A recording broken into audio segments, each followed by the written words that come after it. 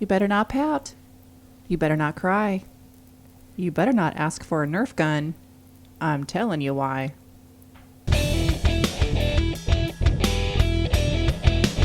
Hello, this is Karen. And this is Kevin. And this is Right From Us. Did you see that story about that poor little kid? I did. At the Santa saw Mall, that. whatever, that was Mall pretty, Santa? That was pretty sad. I mean, that's awful. He said, no, you don't need a Nerf gun. But that's what I really want. Well, maybe your dad can buy it for you, but I'm not going to bring it for you. Maybe some Legos or something is what he said. Yeah, you think that the Santa Claus would have some kind of canned answer like, ho, ho, ho, you can't have, are you sure you want that? Well, I thought the mom handled it beautifully because she said she kind of leaned down and whispered in his ear, "That's okay, honey. He's not the real Santa. The real Santa will bring you a Nerf gun." I don't know. As a parent, how would you handle it? I probably would have just gone along with it and then just said, something like, he's not the real Santa. Yeah. Or, I thought she handled it great. Or we'll see what he brings. He may have just been saying that or something, Right. I don't know. I just thought his response was pretty inappropriate given the time and place. I mean, there's a time and place to push something like that. But when you're playing, you've been hired to play a role to bring happy magic, to these children. And then to say, no, you don't need that. You don't need that toy. Yeah, apparently he got fired.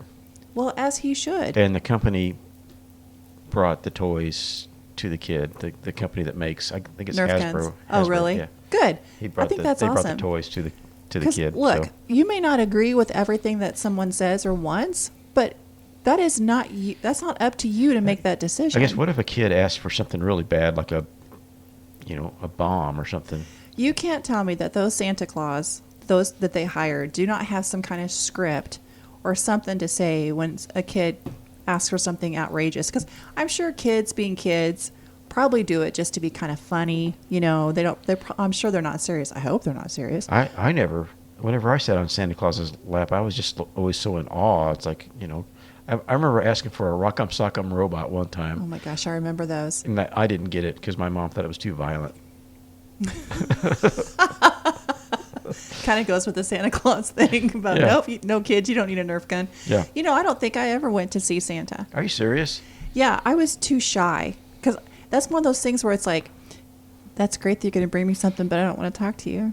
Because it was just And when you think about it, it's kind of silly, like the Easter Bunny and Santa Claus. I mean, here you're telling these kids, stranger danger, and stay away from people. But yet you're asking your children to go sit on the lap of some person that's got this big red suit on and this big white beard, or Easter Bunny with the big ears. Do you remember when you stopped believing in Santa Claus? I don't. I remember the exact moment. Are you serious? I was in third grade, and we were all sitting there talking about Christmas in class, third grade. And one of the girls piped up. She goes, "You guys know that it's not really Santa Claus. It's your parents that bring the gifts, right?" And the whole class goes, Aw, what a terrible way to find out. But oh, should we leave that on here? Because what if some... Oh, maybe we should put a disclaimer on there. Kids under 12 shouldn't be listening to this podcast. Oh, no. You just spoiled a bunch of Christmases for kids. Oh, you big Scrooge. Actually, Scrooge is a good thing because, Scrooge's heart grew 3 times at the end. That's true. Yeah, Scrooge is a good message. But, I don't know. I don't think I even know the story of when our kids stopped believing in Santa. I'm sure somebody at school probably told them. We'll have to ask them about that. We'll have to ask them about that. But, we continued on. Even though I knew that they probably didn't, and some of the things they said I do for sure they didn't, we still, even to this day, I'll say, hey, you're going to come over so Santa can bring you gifts? You better give Santa a list because you never know what Santa's going to bring. Anyway. But I'm just glad that I don't know. It's once again, people are just so arrogant to think that they feel like they have the right to tell you what you can and cannot do, or what you can or cannot think. It's just arrogant. Stuff like that has probably happened all the time throughout the years. But now that everybody has a cell phone and records everything, it's like now it's can immediately post it to Facebook. It's like now everything that happens, it's bad. Everybody in the world knows about and can can I get feel upset sorry about. for the kid. I hope there's just no like mental repercussions for this. Like he's just thinking, oh, Santa's not giving me what I want because I've been naughty. You know, I've not been good. I've not been a good little boy. I don't know. I hope that's not the case, but still kind of shocking to hear that when he's been hired to play a role. When you are playing, when you're playing a role, you don't. There's none of you in that role. You're playing a role. Keep your opinions to yourself. Anyway. Speaking of keeping opinions to yourself, you saw the school teacher that drove up on a. My gosh. She drove up on a. What were they doing? They were just Trump supporters, right? Well, President Trump supporters. I think they were. Well, they might have been, but I think the protest. No, it was about the virus, wasn't it? No, it was for an anti-lockdown protest. Is what these okay. people were doing because whatever city, I think it was Oregon. Yeah, Oregon. That figures. Right. They were again talking about locking down, or they had just locked down, and people were protesting because again, lockdowns are a terrible idea, guys. You're killing our economy.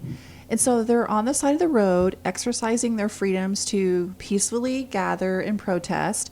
And this lady, I guess she was stuck in traffic or whatever because she was at a stop in the middle of the road.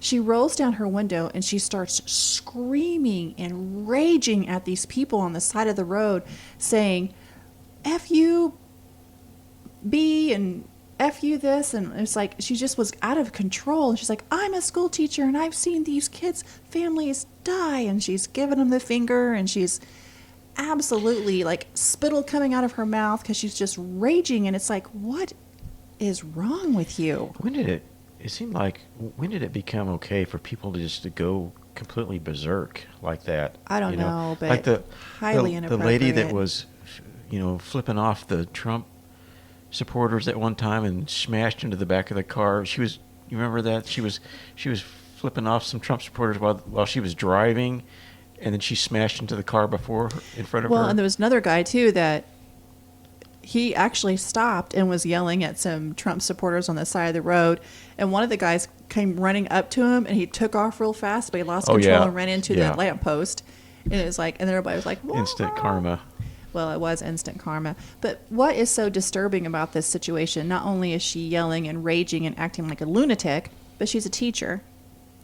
Which, I mean, dude, where's your self-control? I feel like that's indicative of a lot of people nowadays. They just don't have any self-control. It's all about just so much raging. Rage. And there's so much anger and hate out there right now. I just don't understand it. And this is from the party of love and tolerance. It's like, yeah, love, I don't understand compassion. that. I guess that's the loving thing to do. Is this how you show love? That's how you love somebody, is to completely go berserk like that, I guess now. I mean, you watch this video and your mouth just drops because it's just like she is just shaking. She's so proud. She's a so much school rage. teacher. I'm a school teacher. Yeah, I don't think I'd be. And you know what happened to her? They suspended her with pay, by the way. I mean, so basically she got a vacation for acting like a nut. Right. I don't know, man. I think that's just, and I just think that's indicative of people in general. I'm just trying not to watch videos like that where people are effing, F word this, F word that. Just like, I just had enough of that, actually. I'm not going to even watch those things anymore. What kills me are these people that get completely like, when Ruth Bader whatever, I can never say her name. Ruth Bader Ginsburg. There you go. When she died, there were these liberals taking videos of themselves. It's like, absolutely, they've lost their minds, like yelling and screaming, and they're videotaping themselves, which is bad enough, but then they put it online. It's like, why would you want to showcase yourself losing control like that? If you think you're making a point, you're not. You're just making yourself look like a fool. And you're making people on the other side.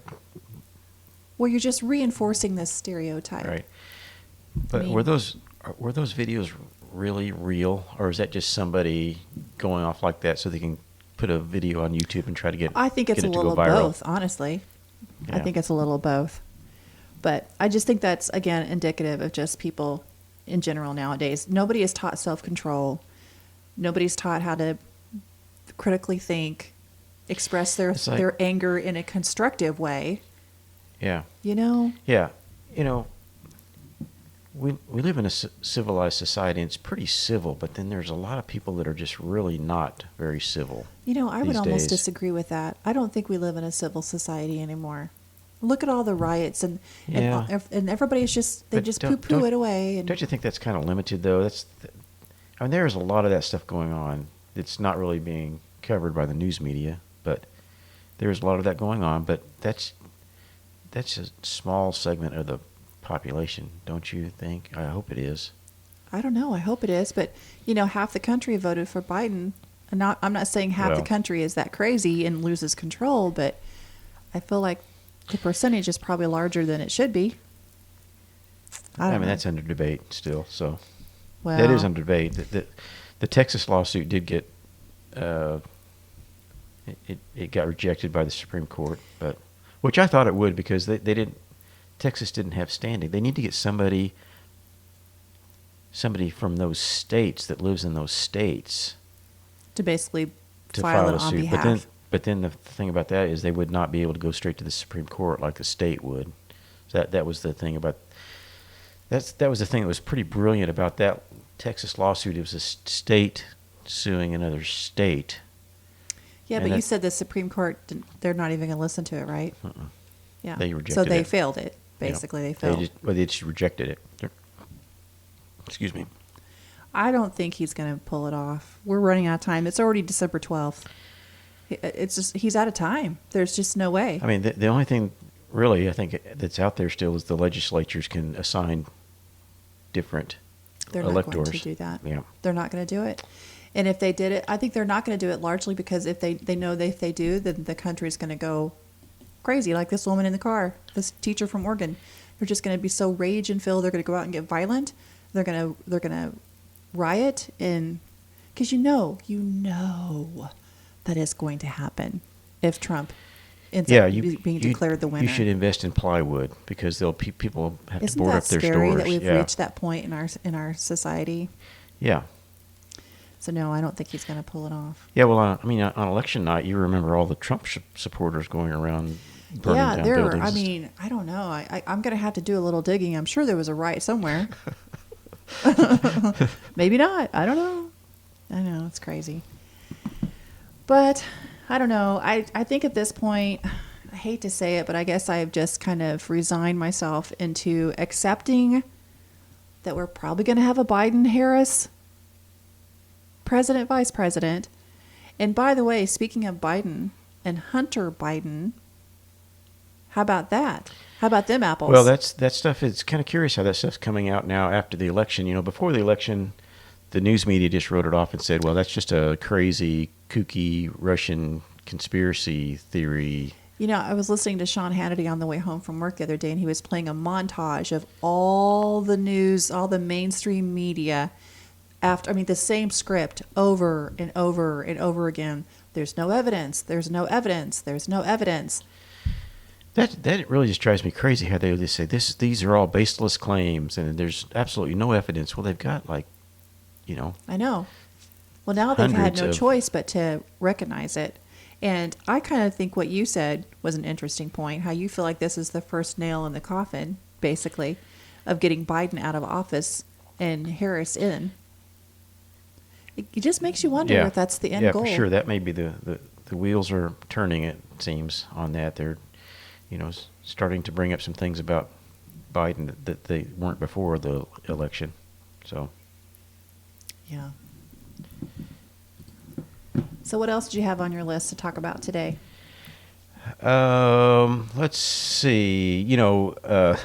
Something we had on the list last week that we didn't talk about was the data expert that was testifying in the Arizona case about the evidence in the data in the election case, and his Twitter account was suspended while he was testifying. Oh, yeah. Yeah, that's pretty wild. I heard that YouTube's going to start taking videos down, too, that reference anything about the election and fraudulent and cheating and things like that.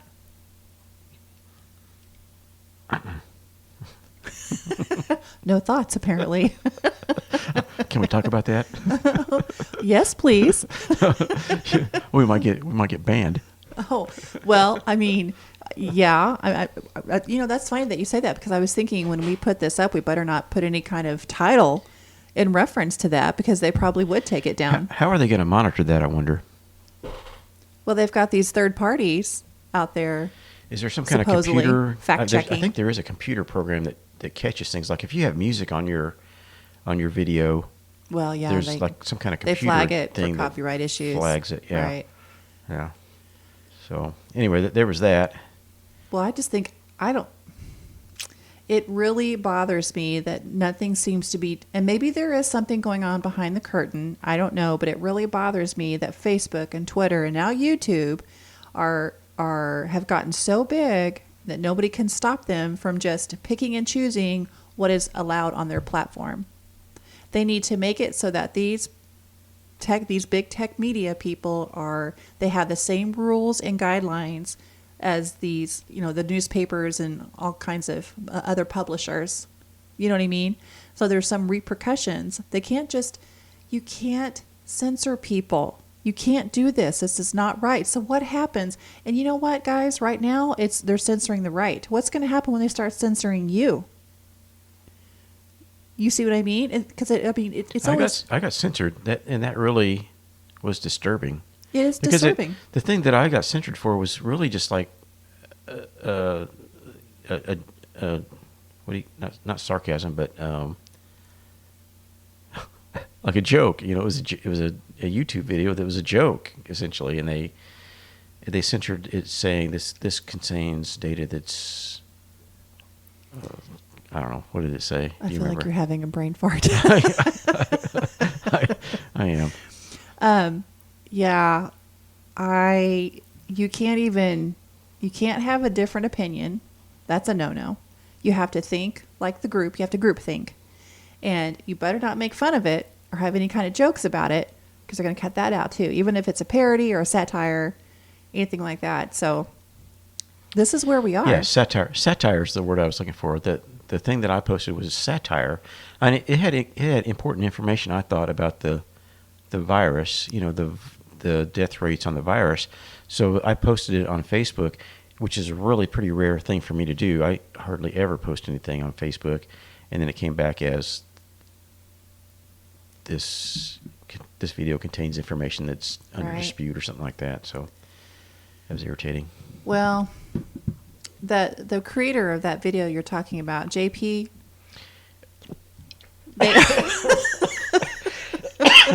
got choked up over that. Yeah, Awakening with JP. Yeah, first of all, he is hilarious. He is hilarious. Funny. He's a great videos. He does. He has a lot of really funny videos. But his latest video I actually watched today, and it was another satire where they were talking about be brave, think like us. It's just, you have to watch it. It's really funny. It's called, what is it? Awakening with JP. Yeah. That's the name of his channel. Yeah. Anyway, at the very end of this video, he said, in all seriousness, he was talking about how his latest YouTube video had been taken down, and that he was worried that his channel's going to be shut down because of just given the nature of what he does, which is make fun of all this stuff and just laugh at it, because that's a big no-no nowadays. And he was talking about how, if you will just go ahead and join my mailing list, just in case I disappear, you'll have a way to get a hold of me or, communicate with me or whatever. So he's already thinking ahead to the possibility of YouTube just taking his channel down. Isn't that something that we live in an age when you can't even tell a joke? You can't even have satire without. Isn't that pretty much communist? Isn't that how communist China runs? I you can't say how it was in anything Russia. derogatory about the government? Yeah. That's scary. Yeah. That the USA, America, is wild. Getting to that point. It's pretty crazy. And it's kind of like, I've said this before, but sort of like the book 1984, where they would change, you couldn't say certain things, and they would change news stories that had already happened. They would go back and change them to fit the new narrative, which is kind of what's happening with this Hunter Biden thing. If you think about it, the information came out before the election. And the news media all said, well, this is false information. Mm-hmm. Now they're actually admitting some of it is true, and saying that basically it wasn't out there before. Well, they've launched an investigation against him now, right? An official investigation. Well, the news just says, well, he has a tax issue. but apparently the FBI and the IRS and everybody else is in on it. So what's crazy about this whole censorship thing and the kind of the direction of where our country is going? It's not like we've never ever heard of this happening before. I mean, we've had countries still to this day that run like this, and we are heading in that direction, and yet nobody wants to talk about it. Nobody wants to acknowledge it so that we can stop it. It's so bizarre to me how everybody are just kind of letting it happen. Not everybody, and I think most people are. Well, people that are against it and talking about it aren't being allowed to talk about it. They're getting their stuff censored. So, anyway, AOC got an award this week. Oh, she did. She sure did. I laughed so hard. I saw this on Twitter, and I laughed so hard. Yeah, AOC is what is it? Alexandria Ocasio-Cortez. She's a representative from New York. Yeah. Because let's see, who was it? Oh, it was Ben Shapiro. He got slapped for calling her AOC because it was disrespectful. So he now, every time he talks about her, talks about the honorable, whatever her Alexandria name is. Ocasio-Cortez. I can never say her name. I don't care enough to learn it, to be honest. But AOC. Well, it wasn't. I mean, on the front of some newspaper. She calls herself AOC. Her Twitter handle on the is front AOC. of a newspaper article, it called her AOC. By the way, she sells merch with AOC on it. Does she really? Didn't you hear the latest about her merch store? Yeah. She's trying to sell these sweatshirts for like $58. Yeah. Tax the rich, AOC. Yeah. What? Yeah. AOC. First of all, I thought you weren't supposed to say that. So you anyway, can afford $58 sweatshirt anyway. Goya Foods, who spoke favorably about President Trump a few months ago, then got slammed by the left for that, and banned by the left. People were boycotting Goya Foods. Anyway, they named her as Employee of the Month. Because it actually ended up, because they boycotted them, it actually ended up helping them and boosting their sales. Skyrocketed. Yeah, actually, we've been looking for something to buy, but can't find anything in the store. Well, we tried to. Every time we go to the store, he's like, "What's the name of that company?" I can never remember that. It's Goya Foods. Yeah, we're like the anti-boycotters. Whenever the left boycotts something, we go. Oh, we always make a point. Yes, we always make a point of actually going to the place of business they're boycotting because, nope. I don't know. We live in such a crazy society. It's unbelievable. But anyway, go AOC. Yay, you made Goya sales go up. That's awesome. Even though she's so anti-capitalism, which is so funny because she's anti-capitalism, but then she turns around and she sells stuff out of her merch store. Such hypocrisy.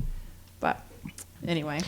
Yeah, we should put some kind of angle on that. Like, when she sells a T-shirt for $58, she should have to give 75% of that to her competitors or something, just or to be, that'd be to the government or wherever she wants us to give her money to. That'd be like the socialist thing to do there, wouldn't it?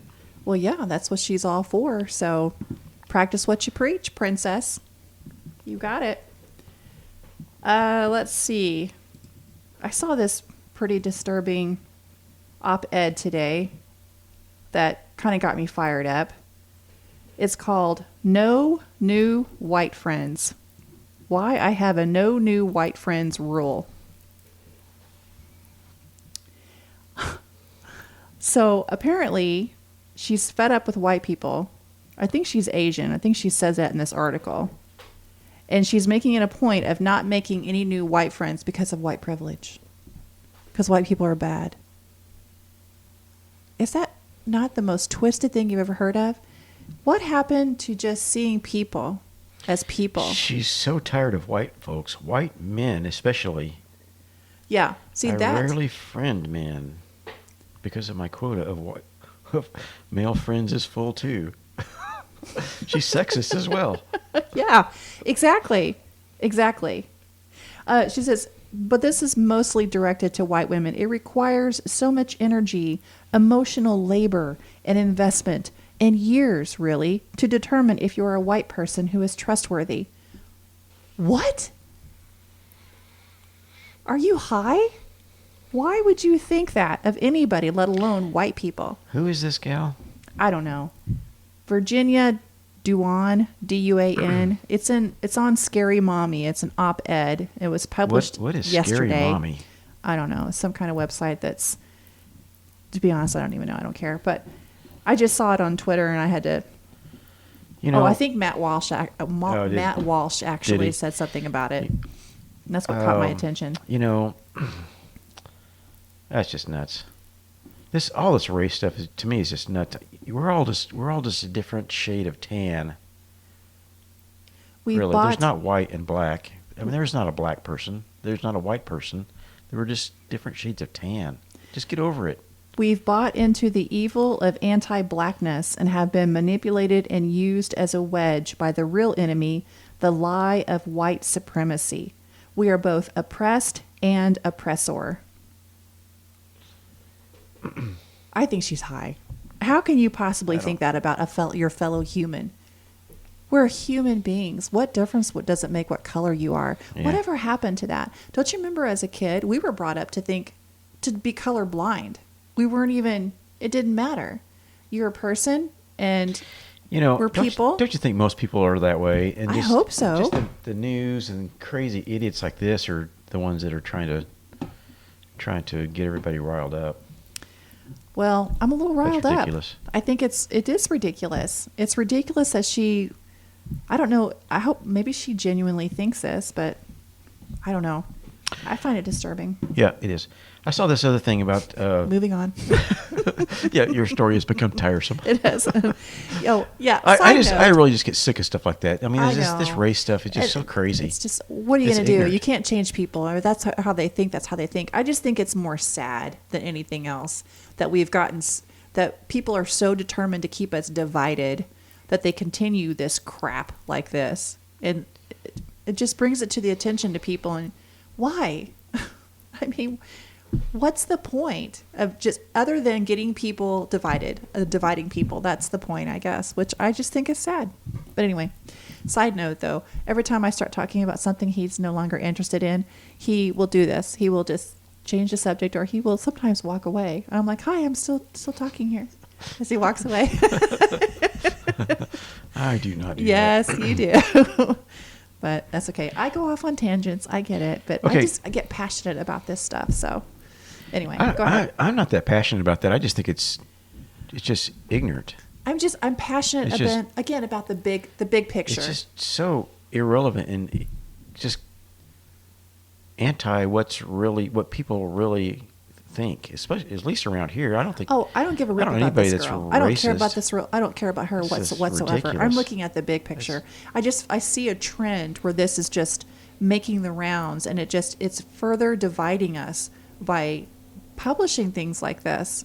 The goal is to divide. There's no other goal. Well, yeah. I just wonder who that even is, and I don't care who she is. My point is the bigger picture, though. Yeah. I feel like there's more and more of this type of thing going around. That's what makes me angry. Yeah.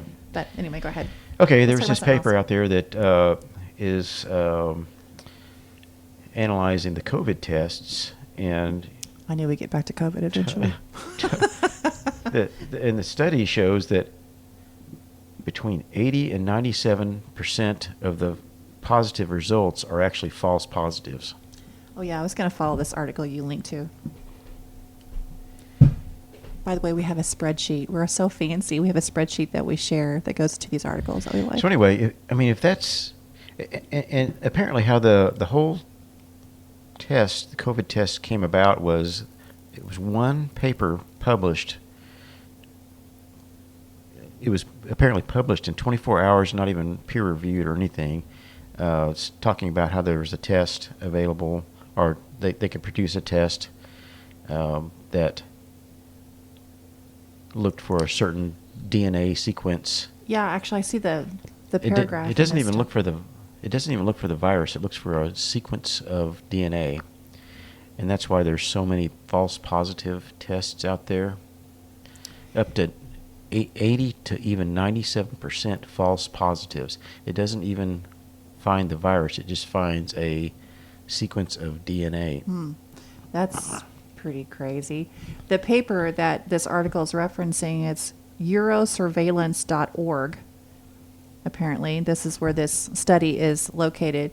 Was published 24 hours after it was submitted to Eurosurveillance, clearly evading peer review. And based upon that paper is how they came up with the COVID tests, the PCR COVID test, which is the one that's primarily used.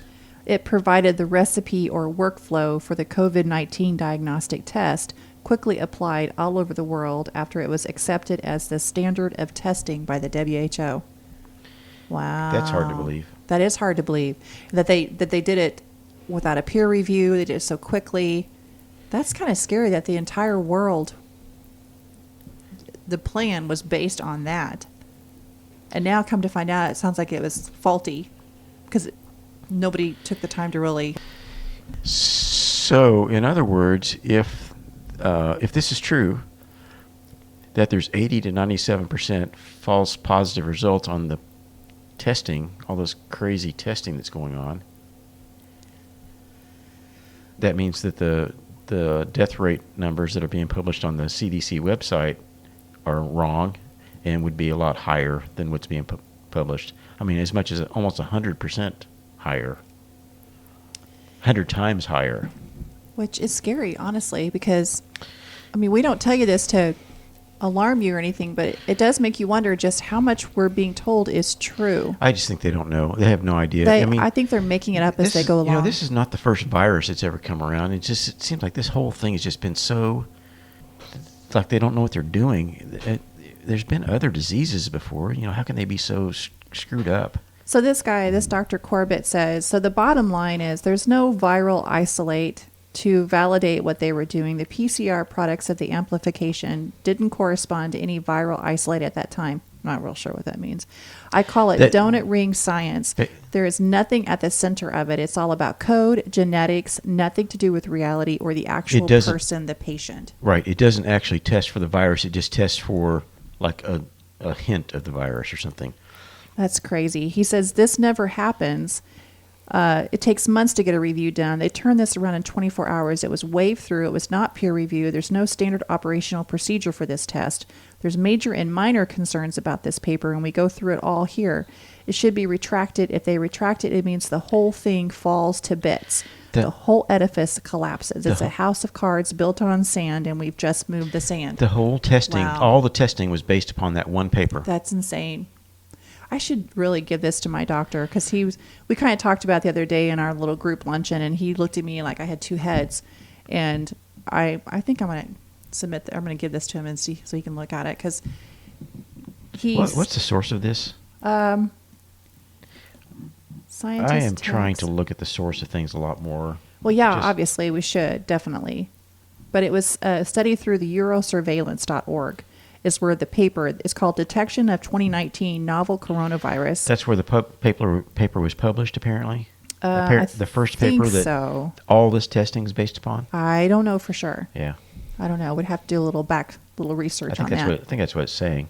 Yeah. Kind of like, they publish studies in the Nature Journal and the Scientific American. Right. Whatever.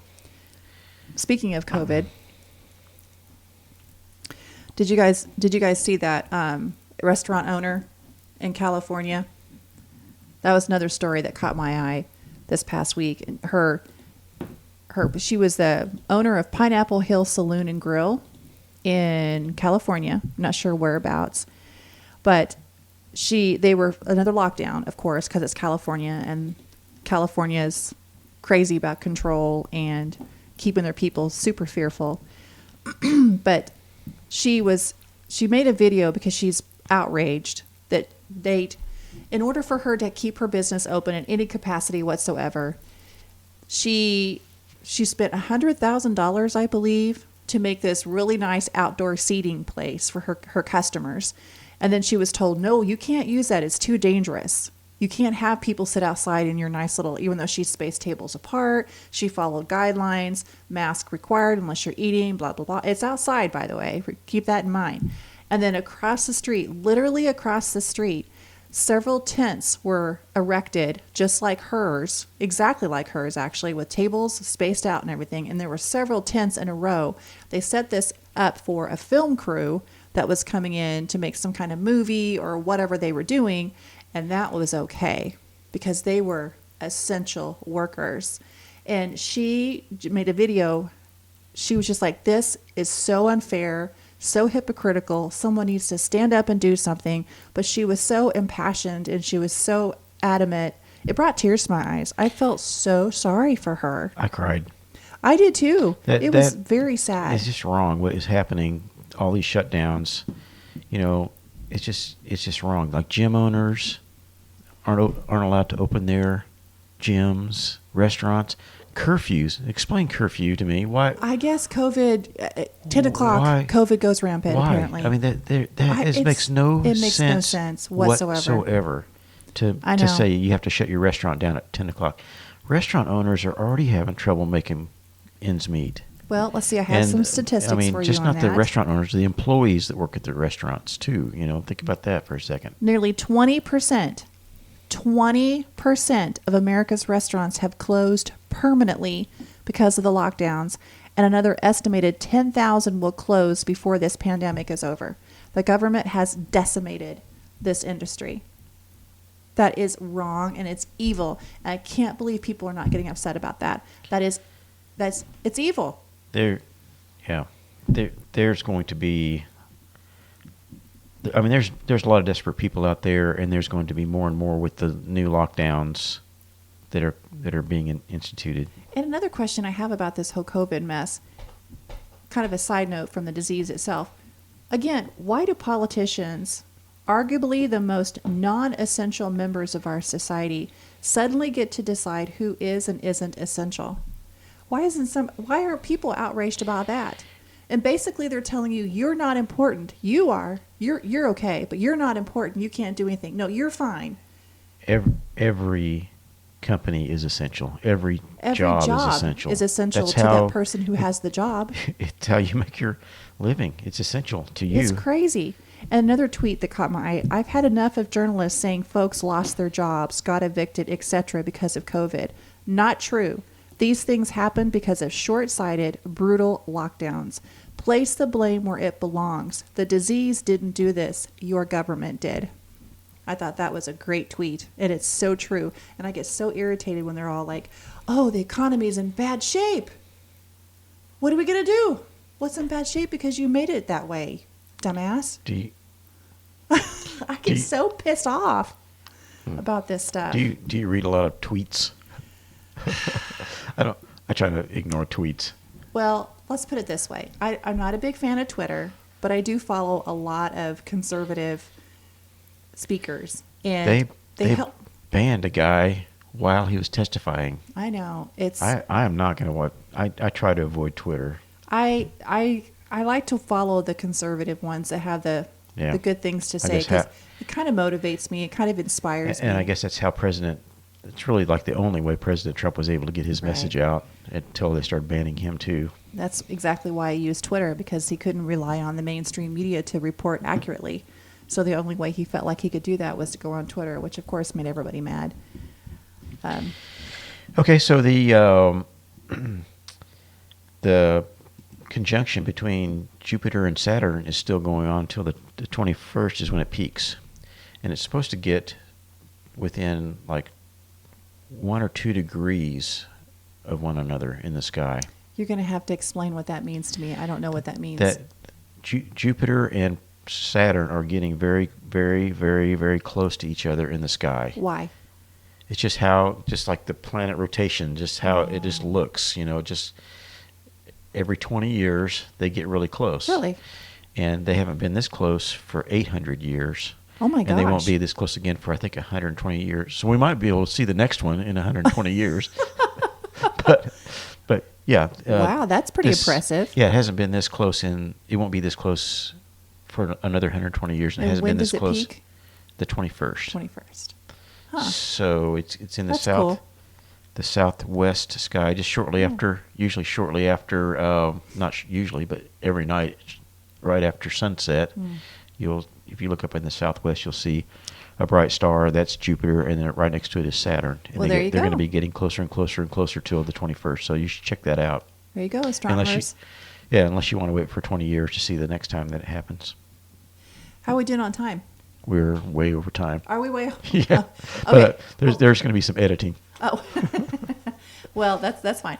Okay, so I bought this book called Questions for Couples Journal. I know he's going to be sitting over here rolling his eyes at me in a minute because he hates when I do this. But I think it will be fun to kind of answer some of these questions.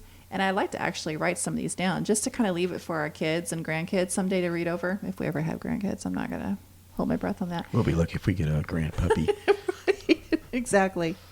All right, let's ask 2 questions because we are running out of time, and I appreciate you guys' patience for listening.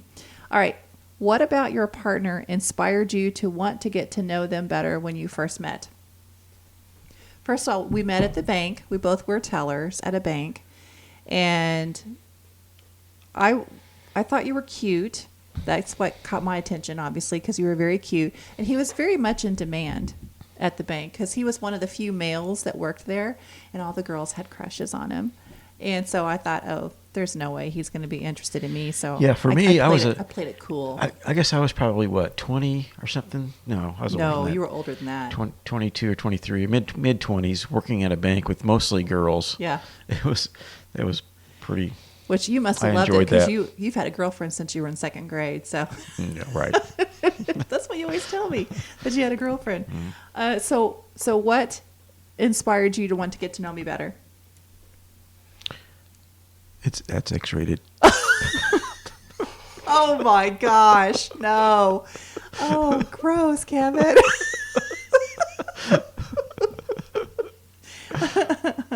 Are you sure it wasn't my bubbly personality? Because remember, we would kind of clash heads a couple of times over some things. I think you know what? I think you were challenging to me because you would. That's exactly what I was going to say. I mean, sometimes we would work together, and I would say, "Can you? You need to do the city utility payments this way," and you'd be sitting over there like fiddling around with them. It's like, what is she doing? I told her what to do. You know what I was doing? I was reading the instructions because I remember this. They were on the wall. They were taped on the wall. I told you what to do. And I was reading it step by step because I thank you for your input, but the instructions are right there. I'm going to figure this out on my own. I'm not going to have someone do my thinking for me. Actually, I didn't really want to get to know you better at first because you had a lot of baggage and I was concerned. I didn't want to be pulled into that baggage. So I was very cautious, and he pretty much pursued me and broke me down. So, I think he's probably regretting that decision today. All right, here's another one. Describe your dream house. Is it big or small, in a city or somewhere rural?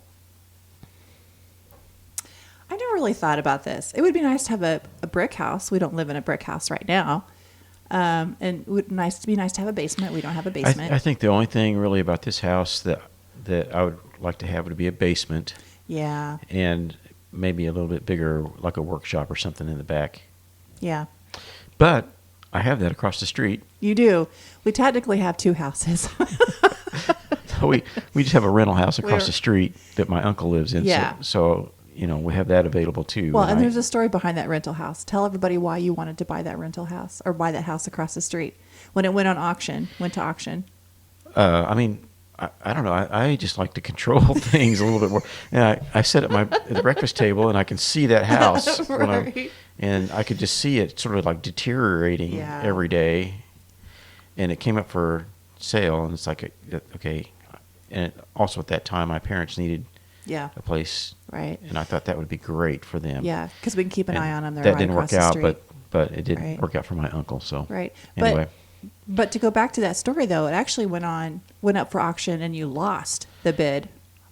Yeah, I was actually the estate had an auction for the house, and I bid on it, but I didn't get it at the auction. But then the guy ended up selling it 2 weeks later, and on my birthday, by the way. I was able to get it then. Because Becky was, happy birthday, I bought you a house. I was like, oh, great. That's awesome. So you wouldn't say this is your dream house overall? No, not necessarily. I think a brick house, with the basement. A big house or a small house? A little bit bigger, maybe. Why? Just for, all of our family get-togethers and things.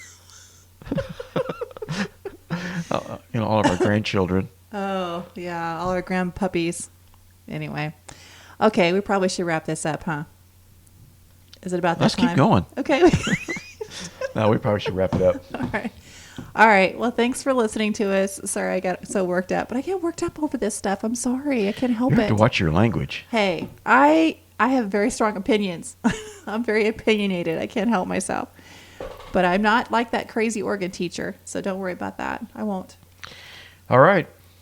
lose my head over rage or anything. All right. Thanks, guys. Thanks for listening. We'll talk to you next time. Bye.